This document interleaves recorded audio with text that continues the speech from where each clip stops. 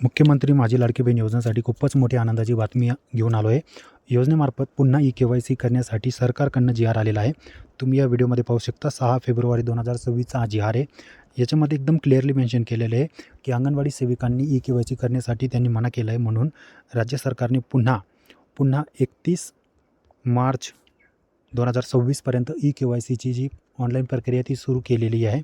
लवकरच तुम्हाला लाडकी बहीण योजनेची जी KYC जी ऑफिशियल वेबसाईट आहे ती सुरू होईल आणि तिथं ऑनलाईन KYC करण्याची जी प्रोसेस आहे, KYCची जी ऑनलाईन प्रोसेस आहे ती पुन्हा सुरू होणार आहे.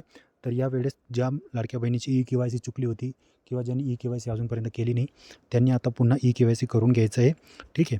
तर ही परिपत्रक आहे. मी तुम्हाला जर तुम्हाला जी आर पाहिजे असेल तर मला इंस्टाग्रामवर मेसेज करा. माझे इंस्टाग्राम ID सरकारी सेतू केंद्रच आहे.